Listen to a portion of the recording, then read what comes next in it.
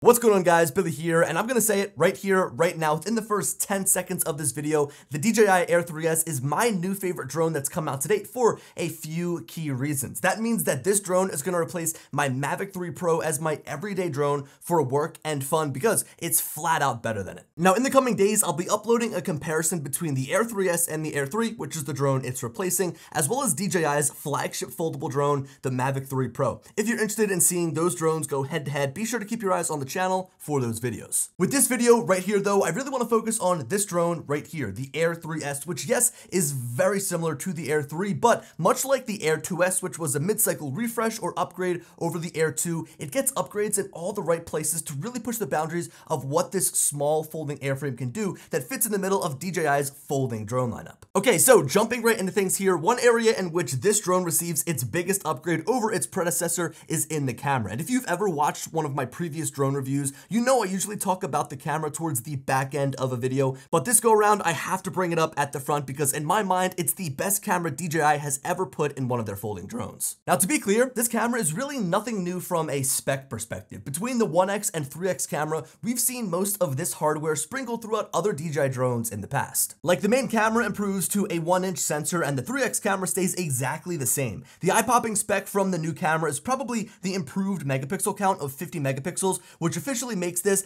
the highest resolution folding drone that DJI has ever made from a photography standpoint. It also means that this drone is probably capable of shooting 8K video, at least we know the sensor is capable, but maybe the processor is the limitation in this case. It could also be DJI just not wanting to outshine any previous or future drones in the pipeline, like, I don't know, maybe a future Mavic 4. Nonetheless, the video specs on both of these cameras are great with all the shooting options that we'd come to expect from a higher end camera system. These are things like the 4K video shooting at up to 120 frames per second, a high bitrate, and a 1.8 aperture for improved low light capture, amongst other things. Seriously though, the specs are only the start of what I have to share with you about this camera system, as the image quality is just so good. It actually stands out to me as some of the best looking aerial video that I've ever captured. So some of the first video that I collected with this drone was from my time traveling through Maine just as the fall foliage colors were at their peak. While this was some awesome scenery to capture from an aesthetic standpoint, it actually turned out to be a great technical challenge for the camera as well to see the clarity of the image, the dynamic range, and overall how it handles color and white balance. So the first thing that stood out to me was the clarity of the video that I was capturing, as seen in all the detail in the different trees. There are so many different colors mixed in between, and I feel like with this camera, I can see the individual branches on some of these trees. There's overall just so much depth to the video, while at the same time not feeling like it has that digital over-sharpened look. It's just a genuinely good looking picture that I think looks the best out of all of the folding camera drones that I've used from DJI. Like, to pick apart this frame, just look at how far this camera lets you see in the distance. Those windmills that are way far back in the frame are still prominent when watching this clip, and even when you digitally zoom in, you can see that there's so much clarity and depth. It feels like you can pick out every single layer that is in these shots. In this scenario, I also got a good chance to get a feel for the dynamic range of the camera, with the clouds passing by to make deep shadows, the sun blasting down and reflecting on the trees, and the overcast sky above filled with clouds. This gave me the ability to see how much detail was retained between the darker and brighter parts of the image, leaving me with what I think is a really well-balanced image and no areas that are completely lost from shadows or highlights. There is detail in every inch of this frame, allowing me to really show off the mood of this scene. Now, switching gears, on a completely different day, I set out to extensively capture some aerial views of Wonderland in Ocean City, New Jersey, as this park just closed its doors for the last time. This was a pretty tough scene as it was later in the day and the shadows were long, but the dynamic range of this camera held everything together, and overall, I'm happy with the shots that I had to take away and remember this theme park by before they tear it down for redevelopment. What really was fun to experiment with here is the upwards gimbal pitch of 60 degrees. Yes, you heard that right. You can look upwards 60 total degrees, which gives you the range to look fairly far up and get some unique and dynamic shots. Even some shots also taken later in the day, probably later than I would ever set out to shoot, with these harsh highlights on the city skyline of Philadelphia, look pretty good. On the remote, I was for sure these highlight areas were totally blown out, but to my surprise, when I got them off the SD card and onto the computer, the results looked pretty good. Overall, Overall, the colors of the camera are spot on, and this drone has accompanied me on every shoot that I've been on since I got it. From a highly coordinated shoot with Cooper Hospital and an air-to-air shoot of their helicopter, to construction sites, to real estate shoots, to just capturing the city of Philadelphia and areas around me, it has been a total joy to use this camera because I know that the image that I capture is going to look incredible. Now, there is one thing that I was a bit disappointed in, and that is the low light shooting. You'd think that this camera with the newer, larger sensor and larger aperture would be perfect for low light scenarios like shooting a city skyline,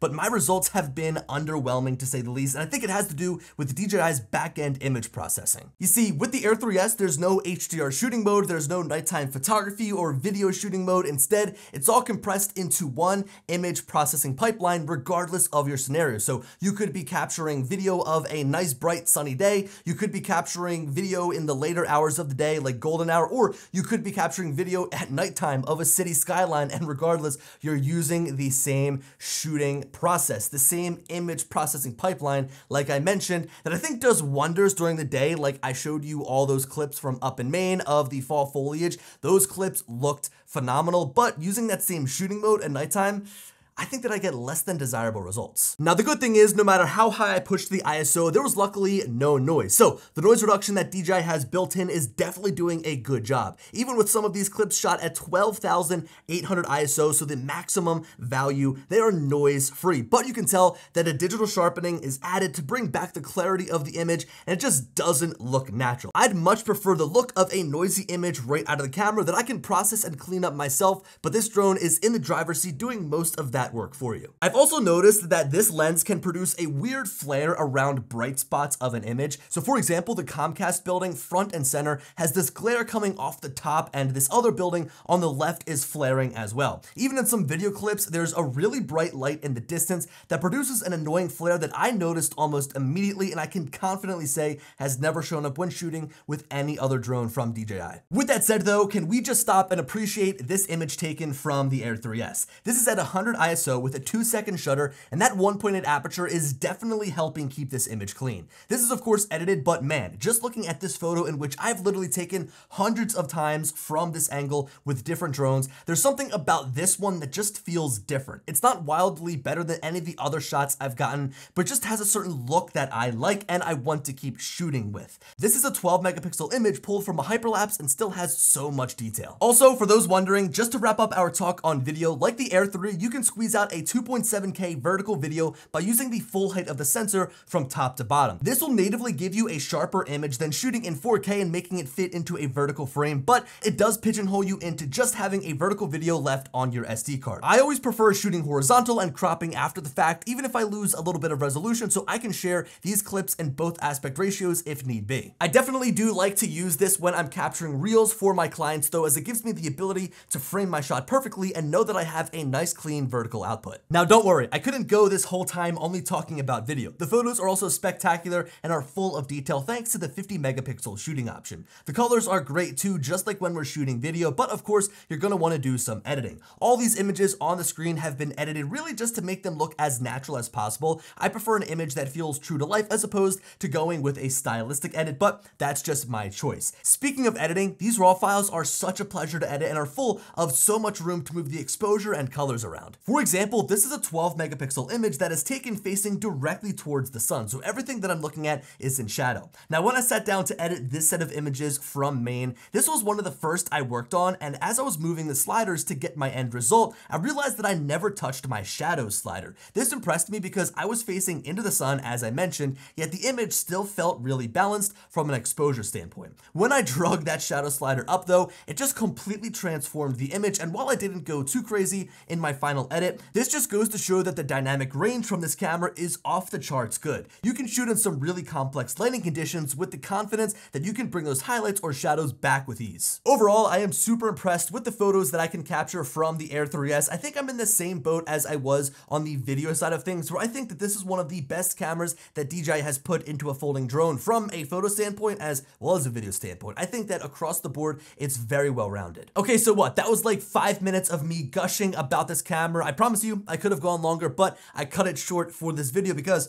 we do have some more things to get to. Unfortunately, there's no such thing as a perfect camera. Literally, no matter what type of camera you buy, whether it's a mirrorless camera, whether it's a phone, whether it's a drone, whether it's an action camera, there's going to be one pain point. And with this drone, I think that it is the low light shooting. I think that's the one thing that's holding it back from being perfect across the board. Like I mentioned, it's one of the best, and maybe it is the best that DJI has put into a folding drone, but it's that one thing holding it back. And I wish that I could turn off the HDR software. I get what DJI is doing. They're trying to make it easy. One shooting mode, one shooting platform, one image pipeline for everything. Don't think about it, just turn it on, shoot and go. But if you're somebody that likes to take control over the camera and get the best results without the software trying to do all the work for you, it is going to limit you, in my opinion, the most when you're shooting in low light scenarios. Now, as I mentioned, I could have gone on much longer, but I'm going to let you guys decide what you think about this camera for yourself. I'm going to leave some example files down below in the description. There'll be a download link over on my website. So be sure to go ahead, check those out for yourself, bring them up on your computer, view them in their full resolution, and come back to this video to let me know down below what you guys think. Okay, finally, moving on from the camera. When the Air 3 first came out last summer, I was quick to note that the performance of the drone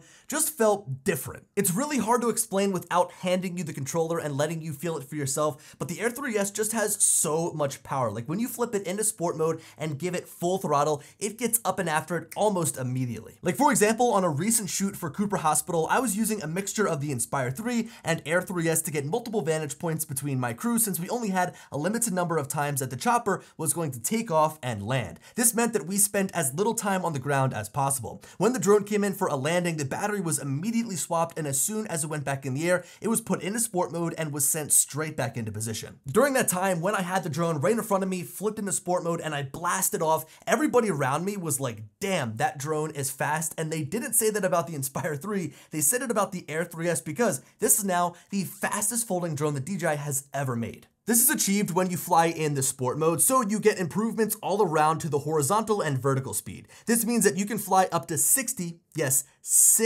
miles per hour in any direction that you move horizontally, and 22 miles per hour when you're flying up or down. This improves upon the maximum speed that the previous Air 3 is capable of, being 47 miles per hour horizontally and 17 miles per hour when you ascend or descend. So the Air 3 was previously the fastest folding drone that DJI had made, and now the Air 3S improves upon that without really making any major changes to the body style when it comes to performance. Like literally, this is the same drone with the same motors. The biggest difference is that they increased the maximum pitch angle of the Air 3S to 36 degrees instead of 35 degrees on the older Air 3. Now, I don't know how an extra 1 degree can give you almost an extra 13 miles an hour in the top speed horizontally, but hey, I'll take it because, as I mentioned, this is a drone that's going to replace my Mavic 3 Pro, and this is one of the reasons, because it is so fast. And I've been asking for a faster drone since I think the Mavic 2 series, so it's been years. Now let me just say that achieving the maximum speed of this drone, meaning pushing it over 60 miles an hour, isn't going to happen instantly. It takes the drone a little bit of time to build up to that speed, but if you're going to be flying over a long distance, chasing after a moving subject, or over a long landscape, you shouldn't have a problem eventually hitting it. It will get to say 30 or 45 miles an hour very, very quickly, but to get to 60 is going to require just a little bit longer in the air. Seeing and experiencing the maximum descent and ascent speed is also pretty impressive, as well as it just overall makes the drone feel so agile. You can take off and get up and out of your takeoff area super quick, or dive down as you're chasing a subject to make for some insane video captured. It can definitely get your blood pumping when you start ripping this drone around in sport mode. This also helps for generally getting around in the air when you're, say, just snapping photos of a subject. For example, when I was down getting some shots of Wonderland in Ocean City, New Jersey, the drone was moving insanely fast and snapping into position without giving me any trouble at all, despite the high winds down the shore during this time of year. I was getting to the next spot that I wanted to photograph before the drone even had time to write the data from the previous bracketed photo. These 50 megapixel photos are about 70 megabytes in size, so one set of 5 shots would be around 350 total megabytes. For reference, here's some flags to show the wind from that day. This drone is no joke and can withstand some very heavy gusts. Now, I should also mention that while the speed has been increased in both the horizontal and vertical directions, happens, you can't achieve the maximum speed in both of these directions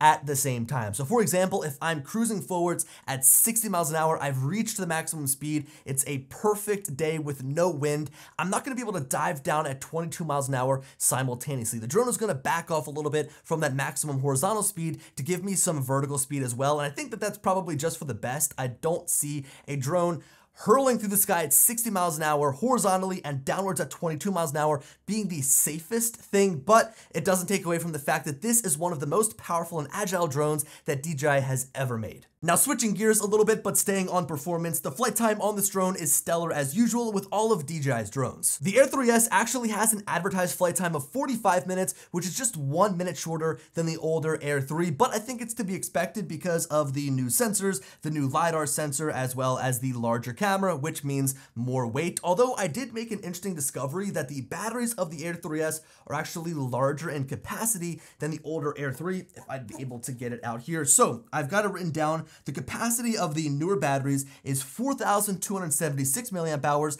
and the older batteries are 4,241. So what?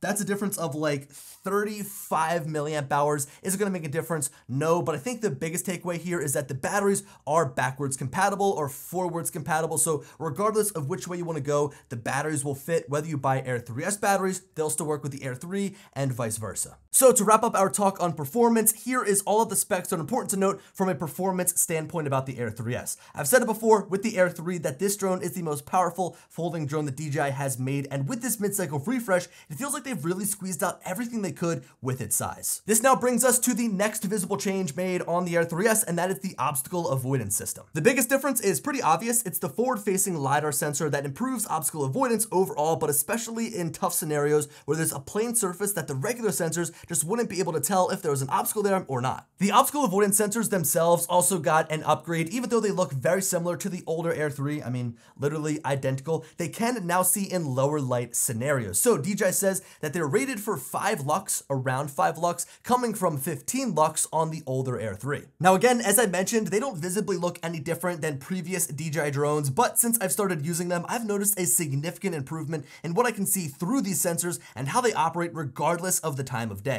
For example, during the daytime, there's an expanded dynamic range which lets me see what's around the drone regardless of the time of day or lighting conditions, even if something is backlit. The dynamic range on the older obstacle avoidance sensors, in my opinion, were near useless in some scenarios. Like if you were looking at a tree line with, say, a sky above it, the drone would almost always expose for the sky above the tree line, therefore making the trees just this dark black blob. And sure, it was cool to be able to see that something was there, but sometimes you wouldn't be able to make out exactly where those objects were and where they begun. Even at nighttime now, you can see through these sensors way better than the previous drones DJI has made, and yes, they can pick up obstacles themselves. Like the art museum here, even after the sun has set. The radar display is popping up around the drone that shows the distance to the building all the way around the aircraft. Now, while it's cool that yes, the drone can see and make decisions for itself and stop the drone if there's any obstacles in the way, to me, the biggest improvement is what I can see through vision assist. This is a feature that I absolutely love because when I'm filming a subject by flying side to side, I can stay locked in on what it is I'm shooting while seeing what's directly to the side of my drone. Now I can see with way more confidence because of the improved dynamic range. Now, the final thing I want to discuss is autonomy and intelligence, specifically related to the return to home system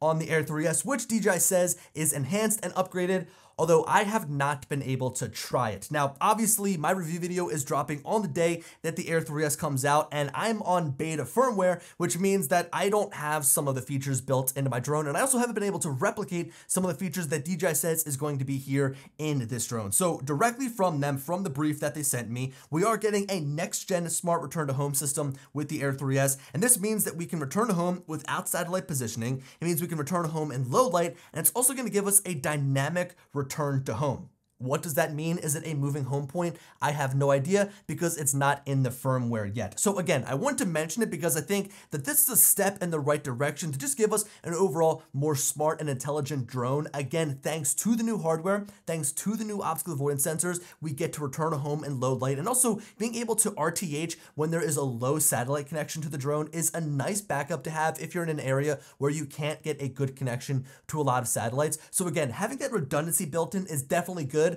although I haven't been able to test it. Like, I haven't been in a situation where I've had no satellites, so therefore it just hasn't worked for me. But again, because it has been introduced in this drone, because it is an upgrade, I do want to mention it because I think it's a step in the right direction. I think that if they can continue to improve the autonomy of these drones and the reliability, they're going to be a lot better to use moving forwards for people that even just want to fly them manually. So with this being a mid-cycle refresh, that's it. Those are all the big changes made with the Air 3S: the camera, the obstacle avoidance sensors, and the speed. Again, those three areas are going to be where the biggest changes were made. There are some smaller things that I do want to mention here at the end of the video, so I'm going to go rapid fire through some of the other things to know about the Air 3S that make this such a good, well-rounded drone. So the Air 3S has a nice, strong transmission system. It's 04, which is the same as the Air 3, so there's no upgrade made there, but I do just want to mention that 04 is one of the best image transmission systems that I've tested on a drone. It gives you 1080p video downlink directly back to your controller. It gives you 20 kilometers or 12 miles of total range, and I actually was able to get 10.5 miles on one single flight. I did a full range test with the Air 3 out in the salt flats. It was actually a really fun video where I had a friend chase it with a Tesla, and then the drone was right in front of it, so they were my visual observer, and I was able to fly one way regardless of the battery, land, and they could go collect and retrieve the drone. So image transmission in the Air 3S is phenomenal, but it's not been upgraded from the Air 3. On the topic of image transmission system, we also have two controllers that can work with the Air 3S, the RC2 with the built-in screen, or the RCN2, which is a cheaper option that uses your phone as the screen. Both are going to get you that range that I just talked about, and I just really showed you in that range test, but it really depends on what experience you want. Do you want the built-in screen with no notification spam, or would you rather just use your own phone that might have a higher brightness and better connectivity to the internet? Now, I have to eat my words from my previous video reviewing the Air 3, mentioning that I hated the charging hub that came with the drone. Now look, I still don't think it's my favorite. I mean, the fact that the entire battery fits into a sleeve like this means that it's not going to dissipate heat as well as if it was, say, a Mavic 3 Pro charger that only took up and covered like this much of the battery that's seated in the top. But I do have to say that it's nice to travel around with the charging hub. All the batteries fit inside of here, and it also comes with a smart function that will drain two of the batteries and put all of the charge into one battery. So if you have like 40% and 30% and say 50% in these batteries, it'll drain the two lowest batteries and put all that energy into one full battery, giving you, say, one full battery of flight. Now, another cool quote-unquote feature that was added here with the Air 3S is the addition of a 7-shot auto exposure bracketed image. So that means now when we capture a bracketed photo, we'll get 7 different exposures with 0.7 stops in between each photograph. Now, the previous limit was 5 on other DJI drones, and now that we have 7, it gives us an expanded dynamic range if we, say, wanted to do bracketed photos and then choose the best exposure after the fact. Now, I will say that I've never been in a scenario where 5 has never been enough. Like, I've always been able to find a good photograph to edit within that range. I never had something that was, say, not bright enough or not dark enough. But I think that this is really cool to see because they're finally adding some more pro-level camera features, especially down to drones like, say, the Air series, where you're in the middle of the lineup. So the more pro camera features that we can get in all of DJI's drones, the better. Now, I was way too busy talking about the new main 1-inch sensor here on the Air 3's camera to really go over the fact that it also has a 3x camera, which I think you probably have gathered by now, but I do just want to mention that we do have 2 cameras on here, and it's nice to switch back and forth between them to get a different feel in my shots to make an overall really cohesive aerial set of photos or aerial video, giving me these different focal lengths that I can change from just the press of a button on my controller. I also briefly want to mention ActiveTrack, which I kind of want to cover more in depth in a later video, so its own separate topic, but this drone does have all the autonomous flight modes that you come to love within DJI's drones. It's actually the same exact suite of flight modes that we got from the Air 3, and I already made an Air 3 tutorial on how to use all of those flight modes. I'll leave that linked somewhere here up in the top corner or down the description, but just know that all the same flight modes on the Air 3 and really any of DJI's previous drones like Waypoints, Point of Interest, ActiveTrack, and Spotlight are all here on this drone. And now, last but not least, we finally have more internal storage on a folding drone. The Avata 2 and the Action 5 Pro are the first DJI product that got more internal storage than just, say, the 8 gigabytes that we got. We now have, I think, 42 gigabytes of usable storage on the Air 3S, which can hold a significant amount of photos and videos. I am always forgetting an SD card. Don't ask me how, but I'm always falling back on the 8 gigabytes of internal storage on my Mavic 3 Pro I was flying. And yes, just recently I went all the way up to North Jersey. It was a 2-hour drive. I got there, forgot all of my SD cards at home, and I had to continue to cycle 8 gigabytes of storage all day long from my Mavic 3 Pro. I'd shoot, dump, shoot, dump, shoot, dump. It was such a nightmare. So the fact that we now have 42 gigabytes onboard storage is going to be great for those times where I just forget my SD cards at home. Anyway, that wraps up my review of the Air 3S. I would say this is my favorite drone. This is going in my backpack. It's replacing my Mavic 3 Pro. My Mavic 3 Pro is going to be sitting on the table here as my backup, and this will be my main shooter for everything, whether it's personal, whether it's going on social media, or whether it's going to be for a client. This is the drone that's coming with me, and it's for good reason, because I think the camera and the speed is going to be 2 major upgrades in my workflow. Anyway, thank you guys so much for watching. Let me know your thoughts down below on the Air 3S, and as always, I'll talk to you later. Peace.